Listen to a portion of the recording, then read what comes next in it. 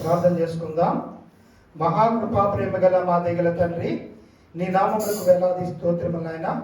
ఈ సమయంలో నీ బిడ్డలైన మేమందరము తండ్రి ఆత్మతోనూ స్వచ్ఛతతోనూ పాటల ద్వారా ప్రార్థన ద్వారా ఆరాధన చేయడానికి ఇచ్చిన గొప్ప భాగ్యం వందనాలు. అదే సమయంలో సండే స్కూల్ మినిస్ట్రీలో, యూత్ మినిస్ట్రీలో నువ్వే తోడినట్టుగా ఉండి నీకు భయంకరంగా జరిగించినందుకు వందనాలు తండ్రి. ఈ సమయంలోని సేవకుడు బోరుగా వాడుకుని హెచ్చరిక వాక్యాన్ని అందించండి. మా అందరి వృద్ధి ద్వారా తెరిచి నీ వాక్యం నాటబడి ఫలించులాగా సహాయం దయచేయమని, నీవే మా మధ్యలో ఉండమని మా ప్రభు యేసుక్రీస్తు ద్వారా వినయంతో వేడుకొనుచున్నాము తండ్రి, ఆమేన్. ఈ సమయంలో 1 కొరింథీయులకు రాసిన పత్రిక 11వ అధ్యాయం 23 నుంచి 37 దాకా మార్చి చదువుకుందాం. ప్రతి ఒక్కరూ బైబిల్ తీయండి. 1 Corinthians 11th chapter 23rd to 31. 1 Corinthians 11th chapter 23rd to 31 అందరూ మార్చి చదువుకుందాం. నేను మీకు అప్పగించిన దాన్ని ప్రభువు వలన పొందుతిని. ప్రభు అయిన యేసు తాను అప్పగింపబడిన రాత్రి ఒక రొట్టెను ఎత్తుకొని కృతజ్ఞతలు చెల్లించి దానిని విరిచి, ఇది మీ కొరకైన నా శరీరము, నన్ను జ్ఞాపకం చేసుకున్నటకై దీనిని చేయని చెప్పాను. ఆ ప్రభుకాలమే భోజనమైన పిమ్మట ఆయన పాత్రను ఎత్తుకొని, ఈ పాత్ర నా రక్తం వలన కొత్త నిబంధన, మీరు దీనిలోని త్రాగునప్పుడల్లా నన్ను జ్ఞాపకం చేసుకున్నట్టుగా దీన్ని చేయడం చెప్పాను. మీరు ఈ రొట్టెని ఈ పాత్రలోని త్రాగునప్పుడల్లా ప్రభు వచ్చే వరకు ఆయన మరణమును ప్రచురించుదురు. కాబట్టి ఎవడు అయోగ్యంగా ప్రభు యొక్క రొట్టెను తిన్నో లేక ఆయన పాత్రలోని త్రాగునో వాడు ప్రభు యొక్క శరీరం గురించి రక్తం గురించి అపరాధి యగును. కాబట్టి ప్రతి మనుషుడు తను పరీక్షించుకోవలను, అలా చేసి ఆ రొట్టెను తిని ఆ పాత్రలోని త్రాగవలను. ప్రభు శరీరం అని వివేచింపగా తిని త్రాగవాడు తనకు శిక్షావిధి కలుగుటకై తిని త్రాగుచున్నాడు. ఇందువలననే మీలో అనేకులు బలహీనులను రోగులను ఉన్నారు, చాలా మంది నిద్రించుచున్నారు. అయితే మనమే విమర్శించుకుని తీర్పు పొందకపోదము. మనం తీర్పు పొందిన లోకంతో పాటు మన శిక్షావిధి కలుగుకున్నట్లు ప్రభువు చేత శిక్షింపబడుతున్నాం. ఈ సమయంలో ప్రతి ఒక్కరూ ప్రభరాత్రి భోజన సంస్కారం, లార్డ్ సప్పర్, రొట్టె ద్రాక్షారసమును ప్రార్థనాపూర్వకంగా సిద్ధమోట కలిగి ప్రభువుల్లో పాల్గొనవలసిన వారమై ఉన్నాం. దానికి సంబంధించిన ఈ వాక్యంలో చూడండి, ఎవడు అయోగ్యంగా ప్రభు యొక్క రొట్టె తినడో, అయోగ్యంగా ఈ ప్రభు యొక్క పనిలో ఎవరు పాల్గొవద్దు అని వాక్యం చాలా స్పష్టంగా చెప్తుంది. అయోగ్యంగా పాల్గొవద్దు అంటే యోగ్యంగా పాల్గొవాలని. మరి యోగ్యంగా పాల్గొవాలంటే ఏ విధంగా మనం ఉండాలి, మనం యోగ్యులము అనడానికి నిదర్శనం ఏంటి అనే విషయాన్ని లేఖన భాగాల్లో చూద్దాం. నువ్వు యోగ్యంగా ఉంటే ప్రభు బలిలో పాల్గొనడానికి మంచిది. అయోగ్యంగా పాల్గొంటే దానివల్ల మనకు నష్టం వచ్చేదిగా ఉందనే వాక్యం తెలియజేయబడుతుంది. కాబట్టి చూడండి, ఎవరు యోగ్యులుగా ఉంటారు అనే విషయాన్ని జ్ఞాపకం చేసుకుందాం. మొదటిగా లూకా సువార్త 15వ అధ్యాయం 21వ వచనం. లూకా సువార్త 15వ అధ్యాయం 21వ వచనం చూడండి. అప్పుడు ఆ కుమారుడు అతనితో, తండ్రి, నేను పరలోకమునకు విరోధముగాను నీ ఎదుటను పాపం చేసి తిని, ఇక మీదట నీ కుమారుడు అనిపించుకున్నటకు యోగ్యుడను కానని. నేను యోగ్యుడును కాను అంటున్నాడు. సరేండి, ప్రభువుల్లో పాల్గొవాలంటే నువ్వు యోగ్యుడివా కాదా నువ్వు పరిశీలన చేసుకోవాల్సి, విమర్శించుకోవాలి. ఇక్కడ ఏమంటున్నాడు ఆయన? నేను యోగ్యుడిని కాను అంటున్నాడు. ఎవరు?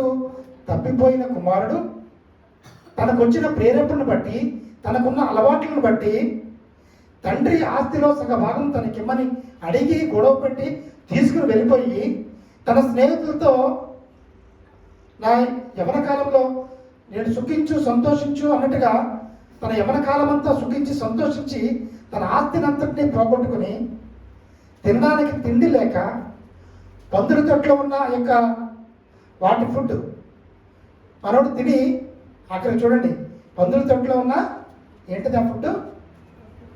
పొట్టు అండి. ఆ పొట్టు కూడా ఆకలి తెచ్చుకోవడానికి తిన్నాడు. అప్పుడు గుర్తొచ్చాడు తన తండ్రి ఎంత ప్రేమగా బిడ్డను చూసుకుంటున్నాడు. పిల్లలు ఉన్న వాళ్ళకి తెలుస్తుంది తండ్రి ప్రేమ ఏంటో. రమేష్ తెలుస్తుందా?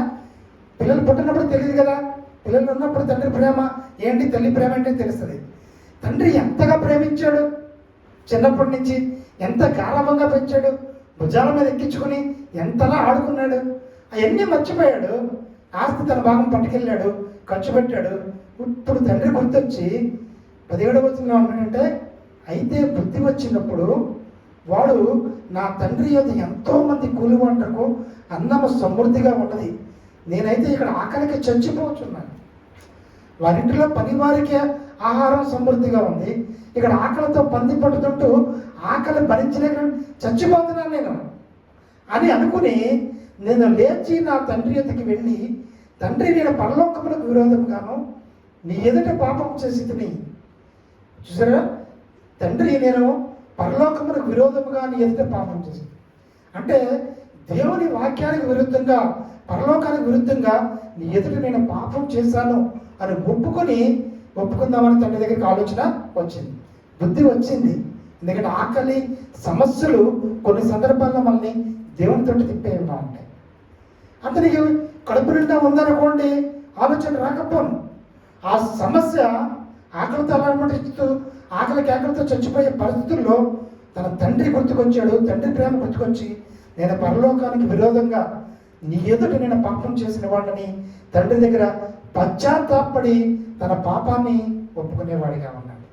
ఈ రోజున ఎవరు యోగ్యులుగా ఉంటారంటే చేసిన తప్పుని పశ్చాత్తాపడి ఒప్పుకునేవారే యోగ్యులుగా ఉండగలరు. కాబట్టి అతను ఒప్పుకున్నాడు. ఏమని పశ్చాత్తాపడుతున్నాడు? తండ్రి దగ్గర దేవునికి విరోధంగా, నీకు విరోధంగా పాపం చేశాడని పశ్చాత్తాపడుతున్నాడు. తండ్రిని అడుగుతున్నాడు, ఇక మీదట నీ కుమారుని అనిపించుటకు యోగ్యుడినో కాదు. నేను చేసిన తప్పుకి నీ కుమారుని అనిపించుటకు నేను యోగ్యుడు కానే కాదు. పశ్చాత్తాపడుతూ అంటున్నాడు, నేను అసలు నీ కుమారుని అనిపించిన యోగ్యుడు కాను అంటున్నప్పుడు తండ్రి ప్రేమ ఎలా ఉందో చూస్తారని చూడండి. నన్ను నీ కూలి వారిలో ఒకరిగా పెట్టుకొనమని అతనితో చెప్పుదని అనుకుని లేచి తండ్రి ఎద్దకు వచ్చాను. ఇదంతా లోపల రిహార్సల్ వేసుకుంటున్నాడు. తండ్రి ఎద్దకు వచ్చి, నీ కూలి పనుల్లో ఒకటిలో పెట్టుకుంటే నాకు అన్నం సమృద్ధిగా దొరుకుతుంది, నేను నీ కుమారుడుగా అనిపించిన యోగ్యుడిని కూడా కాను, ఎందుకంటే దేవునికి విరోధంగా నీ ఎదుటి పాపం చేశాను అని తండ్రితో చెబుదాము అని అనుకుంటూ వస్తున్నాడు తండ్రి దగ్గరికి. వాడు ఇంకా దూరంగా ఉన్నప్పుడు తండ్రి వాడిని చూచి కనికరపడి పరిగెత్తి వాని మెడ మీద ముద్దు పెట్టుకున్నాడు. తండ్రి ప్రేమ ఎలా చూసారా? ఎంత మురికిగా ఉన్నాడంటే కనీసం కాళ్ళు కడుక్కో, బట్టలు మార్చుకో, ఆ పిచ్చి జుట్లు ఎలా ఉంటాయి, కొంతమంది పిచ్చి వాళ్ళు అంటే అడుగున వాళ్ళు ఇలా జడల కింద అయిపోతాయి కదా, తందుకోకుండా పిచ్చి వాళ్ళకి తిరుగుతూ ఉంటారు. అలాంటి పరిస్థితిలో ఉన్నాడు. అసలు ఇతను చేసిన తప్పుకి ఇంకా క్షమాపణ అడగలేదు. తండ్రి ప్రేమ ఎలా చూడండి. వాడు ఇంకా దూరముగా ఉండగానే కొడుకుని చూసి పరిగెత్తుకు వెళ్ళి నుదుటి మీద ముద్దు పెట్టుకుని మెడ మీద పడి ముద్దు పెట్టుకుని. చూసారండి తండ్రి ప్రేమ ఎలా ఉందో. ఈ లోకంలో తండ్రి ప్రేమ బిడ్డల ఎడల అంత ఉంటే మన కోసం ప్రాణం పెట్టిన పరమ తండ్రి యొక్క ప్రేమ మన మనలో ఎంత ఉంటుందో మనం అర్థం చేసుకోవాలి. ముద్దు పెట్టుకున్నాడు. అప్పుడు ఆ కుమారుడు అతనితో, తండ్రి నేను పరలోకమునికి విరోధంగాను ఎదుట పాపం చేసి ఇక మెదట నీ కుమారుడు అనిపించుకో యోగ్యుడు కాను అని రెండోసారి కూడా 21వ వచనంలో అన్నాడు, 19వ వచనంలో అన్నాడు, 21వ వచనంలో అన్నాడు. అయితే తన తండ్రి దాసుని పిలిచి ప్రశస్త వస్త్రం త్వరగా తెచ్చి వీనికి కట్టి వీని చేతికి ఉంగరం పెట్టి పాదములకు చెప్పులు తొలగించుడి, కొవ్విన దూడను తెచ్చి వధించుడి, మనము తిని సంతోషపడదము. ఈ నా కుమారుడు చనిపోయి మరలా బ్రతికాడు. ఒకప్పుడు చనిపోయిన పరిస్థితిలో పాపంలోనికి వెళ్ళిపోయాడు. మరలా పశ్చాత్తాపడి బ్రతికిన అనుభవంలో నా కుమారుడిగా నా దగ్గరికి వచ్చాడు. కాబట్టి ఎవరైతే పశ్చాత్తాపడి పాపాల విషయంలో చనిపోయిన అనుభవం కలిగి ఉంటారో వారు తిరిగి జన్మించిన అనుభవంలో, బాండగైన అనుభవంలో మరలా ఆయన కుమారుడిగా మనం అంగీకరించబడి ఆయన మన మెడ మీద పడి ముద్దు పెట్టుకుని ఆయన వారసుడిగా పనికి వాళ్ళందరికీ ప్రకటించి మనం హత్తుకునేవాడిగా ఆయన ఉన్నాడు. కాబట్టి ఈ రోజున మనం యోగ్యులుగా అనిపించుకోవాలంటే పశ్చాత్తాపడిన అనుభవం మనకు ఉండాలి. మనం చేసిన తప్పును కప్పిపుచ్చుకునే అనుభవం మనకు ఉండకూడదు. చేసిన తప్పును పశ్చాత్తాపడి క్షమాపణ అడిగే అనుభవం ఉంటే మనం యోగ్యులుగా ఎంచబడతాం. ఆ యోగ్యులుగా ఉంటేనే ప్రభువుల్లో పాల్గొవాలి. మొదటి విషయం. రెండో విషయం ఏంటంటే 2 కొరింథీ 10:18 చూడండి. 2 కొరింథీ 10:18 2 కొరింథీ 10:18 చూడండి. ప్రభువు మెచ్చుకున్నవాడే యోగ్యుడు గాని తను తానే మెచ్చుకున్నవాడు యోగ్యుడు కాడు.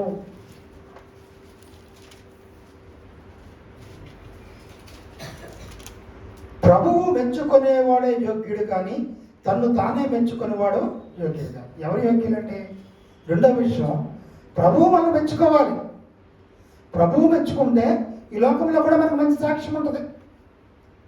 మనమే మెచ్చుకున్నాం అనుకోండి, మనకు మంచి సాక్ష్యం అనేది ఉండదు. ఎవరెలా పోతే నాకేంటి అని ఎవరికి వాళ్ళే నీతిమంతులుగా మనం తీర్చుకున్నాం అనుకోండి, మన సాక్ష్యం ఏమవుతుందండి? మన క్రియల వలన మన సాక్ష్యం అనేది బయట ఉంటూనే ఉంటుంది కదా, బయట ఉంటుంది సాక్ష్యం. కాబట్టి ప్రభువు మెచ్చుకోవాలి అంటే ఈ లోకంలో మంచి సాక్ష్యం కలిగిన వారుగా ఉండగలగాలి. శత్రువుల హృదయంలో కూడా ప్రేమను పొందుకునే వారంగా మనం ఉండాలి. ఎవరికి అపకారం చేయకుండా మేలే చేయగలిగిన స్థితిలో మనం ఉండాలి కదండి. కాబట్టి అలా ఉంటే డెఫినెట్గా దేవుడు ప్రభువు మెచ్చుకునేవాడుగా మనం ఉంటాడు. అప్పుడు లోకంలో కూడా ఒక మంచి సాక్ష్యం అనుకుంటుంది. అప్పుడు మాత్రమే మనం యోగ్యులుగా ఎంచబడతాం. కాబట్టి ఈరోజు రెండో విషయం, నువ్వు యోగ్యుడిగా ఉండాలంటే ప్రభువు మెచ్చుకునే వాక్యానుసారమైన జీవితం నీలో ఉండాలి. అప్పుడు నీకు మంచి సాక్ష్యం ఉంటుంది. ప్రతి ఒక్కరు నీ గురించి మంచి సాక్ష్యము చెప్పగలుగుతారు. అటువంటి స్థితిలో ఉంటే నువ్వు యోగ్యుడిగా ఉండగలుగుతావు. అప్పుడు నువ్వు తప్పకుండా ప్రభువుల్లో పాల్గొనడానికి అర్హుడుగా ఉంటావు. దానికి మంచి ఎగ్జాంపుల్స్ ఎవరు? సుంకరి పరిసయుడు ఉన్నాడు. పరిసయుడు అంటే శాస్త్రి, పరిసయుడు మాస్టర్ గారు అంటాడు వ్యక్తి, ప్రీస్ట్. సుంకరి సామాన్యమైన వ్యక్తి. ఈ సుంకరి ఏం చేశాడు? నేను పాపిని ప్రభువా అని దేవుని తల ఎత్తడానికి కూడా ధైర్యం చాలక రొమ్ము పట్టుకుంటూ పశ్చాత్తాపడుతూ ప్రభువా నా పాపాన్ని క్షమించు అని సుంకర ప్రార్థన చేస్తున్నాడు. పరిసయుడు అయితే ఆ విధంగా ప్రార్థన చేయట్లేదు. కానీ ఇక్కడ ఎవరు యోగ్యుడిగా ఎంచబడ్డారు? సుంకరి ప్రార్థన దేవుడు ఆలకించాడు. సుంకరి యోగ్యుడిగా ఎంచబడ్డాడు. కాబట్టి మనం పాపాలని ఒప్పుకోవాలి. ఒప్పుకునే విధంగా ఉంటేనే మనం యోగ్యులుగా ఉండగలుగుతాం. ఇంకొక వ్యక్తి ఎగ్జాంపుల్ ఎవరు? శతాధిపతి గురించి ఏమంటాడంటే, ఈ ఇశ్రాయేల్ జనాంగంలో శతాధిపతి లాంటి విశ్వాసం ఉన్న వ్యక్తిని నేను చూడలేదే. అతను ఏమంటాడు? తన కుమారుడు చౌబ్రతుల మధ్య ఉంటే యేసయ్య దగ్గరికి కబురు పెట్టించి యేసయ్య దగ్గరికి వచ్చి, ప్రభువా నువ్వు మా దగ్గర ఇంటికి వచ్చి ప్రార్థన చేయగలదు, నువ్వు మాట సెలవిస్తే చాలు నా కుమారుడిగా బ్రతుకుతాడు. నువ్వు మాట సెలవివి చాలు అక్కడి నుంచి నా కుమారుడు బతుకుతాడని ఆ శతాధిపతి, ఒక మంచి టాప్ పొజిషన్లో ఉన్న ఆర్మీ ఆఫీసరు శతాధిపతి అనేటప్పటికీ యేసయ్య ఆశ్చర్యపోయాడు ఆయనకున్న విశ్వాసాన్ని. ఇటువంటి విశ్వాసం ఇక్కడున్న ఇశ్రాయేలు జనాంగంలో నేను ఎవరి దగ్గర చూడలేదే. కాబట్టి అటువంటి శతాధిపతి యోగ్యుడిగా దేవుని దృష్టిలో ఎంచబడ్డాడు.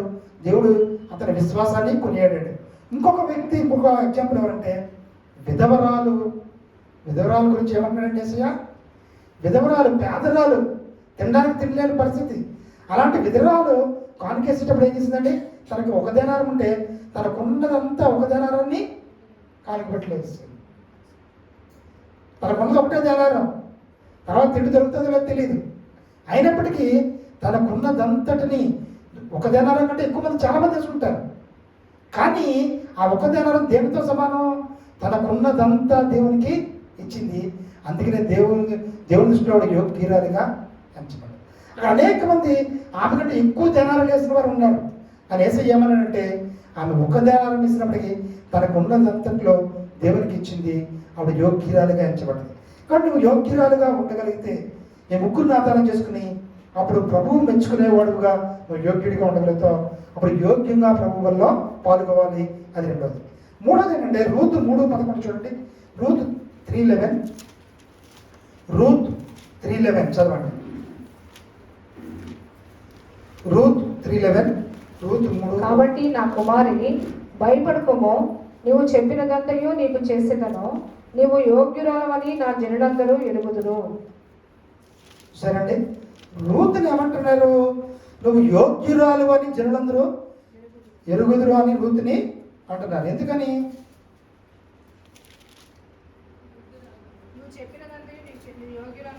నీవు నీ తల్లిదండ్రులను, రూతు 3:11. కాబట్టి నా కుమారి భయపడకము, నువ్వు చెప్పినదంతా నీకు చేసేదను, నువ్వు యోగ్యురాలవని నా జనులు ఎరుగుదురు. కాబట్టి ఈ మాట ఎవరంటున్నారంటే బోయజ్ అంటున్నాడు. బోయజ్ దగ్గరికి ఈ రూతు అత్తగారు ఎవరండి? నయోమి చెప్పినట్టుగా ఆవిడ భర్త చనిపోయింది. భర్త చనిపోయినప్పుడు పుట్టింటికి వెళ్ళిపోవాలి, పిల్లలు లేరు. కానీ ఆమె ఏం చేసింది? అత్తగారితో పాటు నీ దేవుడి నా దేవుడు, నా పుట్టింటి తల్లిదండ్రులంతా అన్యులు, కాబట్టి నీ దేవుడే నా దేవుడు, నీ జన్మే నా జన్మని ఆవిడతో కూడా వచ్చి ఆవిడ చెప్పినట్టు బోయజ్ దగ్గరికి వెళ్ళింది. ఆ బోయజ్ ఏమంటున్నాడంటే నీవు యోగ్యురాలు అంటున్నాడు. చూసారండి, కాబట్టి ఒక వ్యక్తిని యోగ్యురాలు అనే సాక్ష్యం పొందుకుంది. కాబట్టి ఈ బోయజ్ ఈ రూతు సంతానం నుంచే యేసయ్య జన్మించాడు, వారి సంతానం నుంచే యేసయ్య జన్మించాడు. కాబట్టి నువ్వు యోగ్యులుగా సాక్ష్యం పొందుకోగలుగుతున్నావా?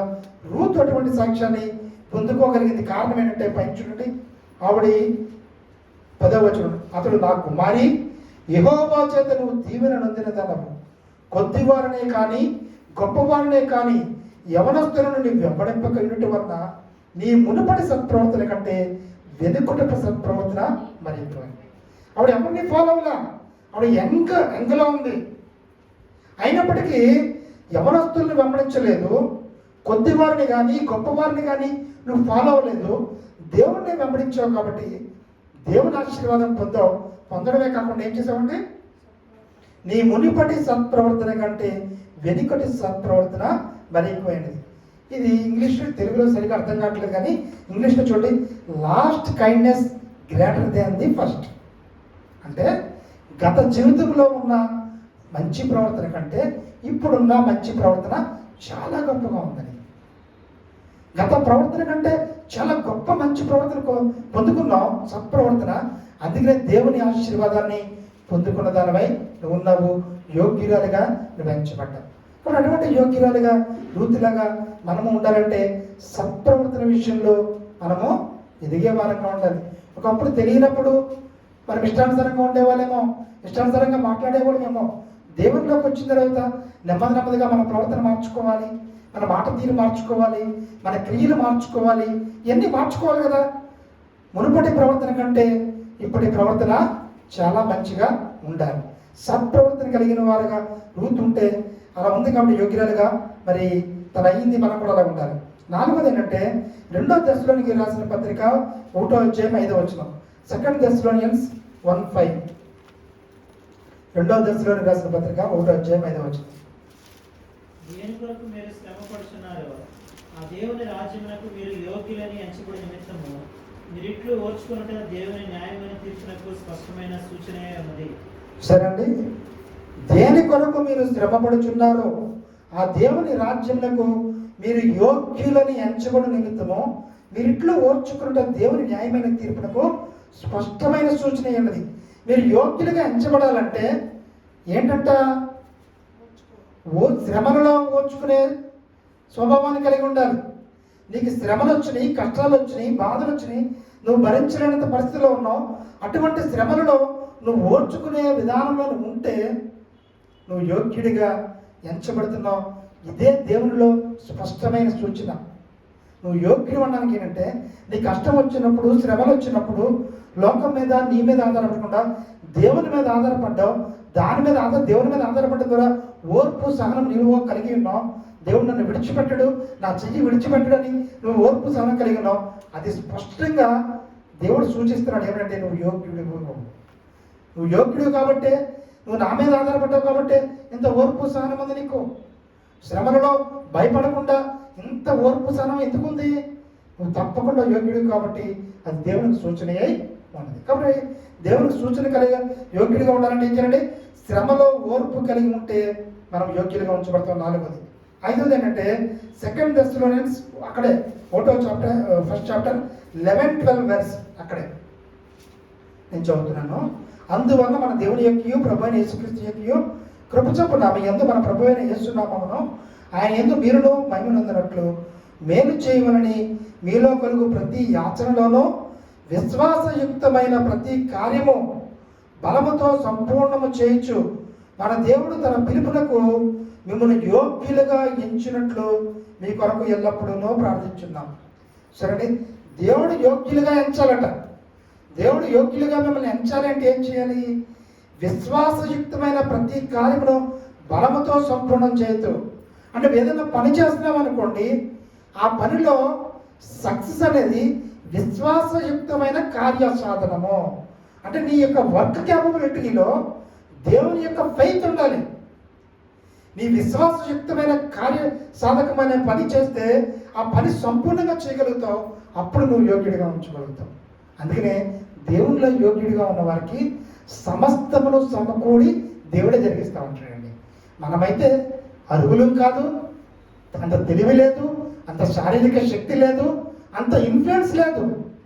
దేవుని నమ్ముకున్న బిడ్డలకి సమస్తమును సమకూర్చి ఆయన ముందుండే చేస్తూ ఉంటాడు పనులు.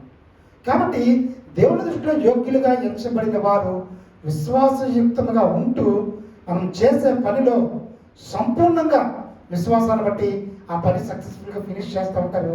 అలా చేయడానికి కారణం ఏంటంటే వారు యోగ్యులు కాబట్టి. యోగ్యులైన వారు దేవుని మీద ఆధారపడితే సమస్తమును సమకూడి జరుగుతూ ఉంటాయి. అది ఏంటంటే 5వది. అంటే 5వది నువ్వు యోగ్యుడిగా ఎంచబడాలంటే విశ్వాసంతో ఆధారపడి ప్రతి పని చెయ్యాలి. 6వది 2 తిమోతి 2:15. 2 తిమోతి 2వ అధ్యాయం 15వ వచనం.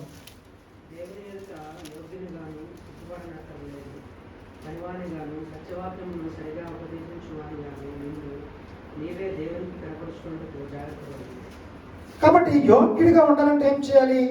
దేవుని ఎదుట యోగ్యుడిగా ఉంచబడాలంటే మనం అన్ని విషయాల్లో జాగ్రత్త పడాలి. సత్యవాక్యం సరిగా ఉపదేశించుటకును నువ్వు దేవుని కనపరుచుకును జాగ్రత్త పడాలి. ప్రతి ఒక్కరూ కూడా అన్ని విషయాల్లో జాగ్రత్త కలిగి ఉండాలి.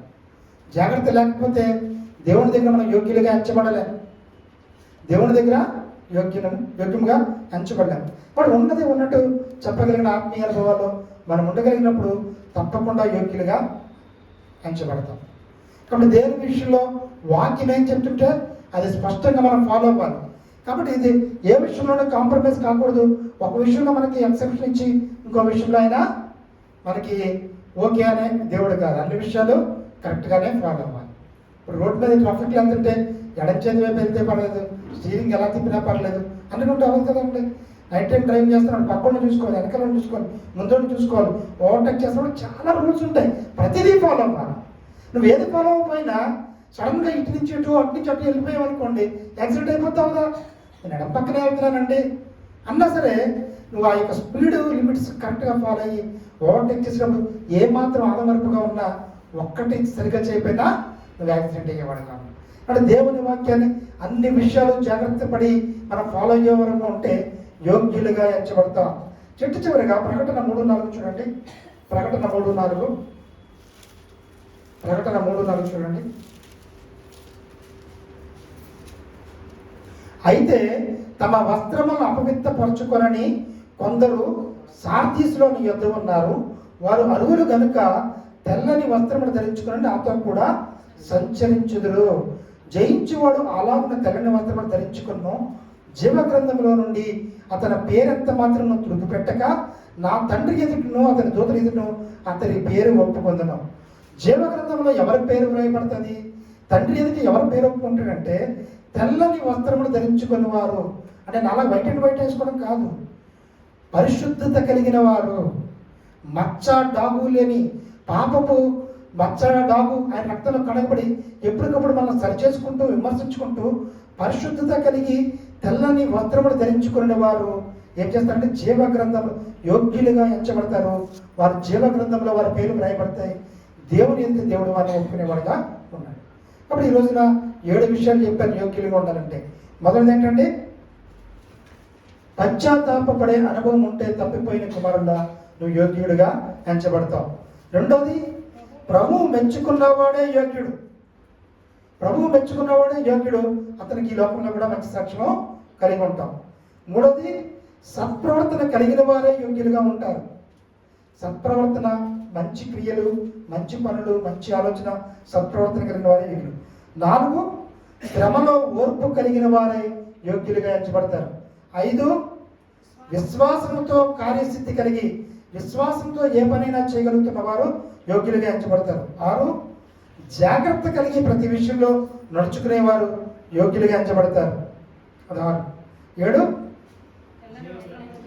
పరిశుద్ధత కలిగిన వారు యోగ్యులుగా ఎంచబడతారు. కాబట్టి 7 విషయాలు మనం యోగ్యులుగా ఎంచబడాలని మనం చూస్తాం. అటువంటి యోగ్యతలోనే మనం ఉంటూ మనం విమర్శించుకుంటూ ఒకవేళ లేకపోతే దేవుని ఎదుట ఒప్పుకొని అటువంటి అనుభవంలో నడిపించమని దేవుని సహాయం కోరుకుంటూ ప్రభువుల్లో పాల్గొవాలి. కాబట్టి అటువంటి ఆత్మీయ అనుభవంలో నడిపింపబడుతూ ప్రతి ఒక్కరూ ప్రార్థనాపూర్వకంగా ప్రభువుల్లో పాల్గొందాం. ఒకసారి 7 విషయాలు చెప్పండి. షెల్లి చెప్పేసి స్పీడ్గా. మొదటిది ఏంటి?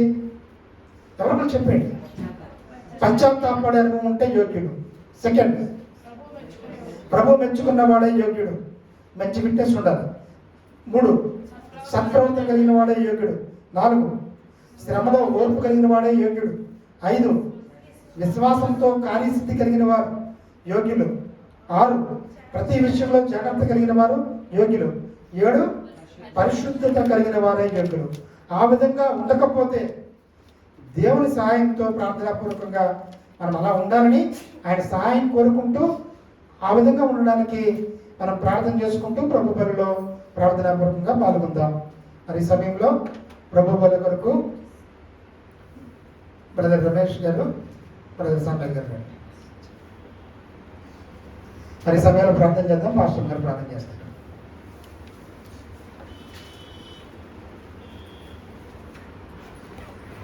జయించు వారిని కొనిపోవా ప్రభు యేసు వచ్చును. జయించు వారిని కొనిపోవా ప్రభు యేసు వచ్చును.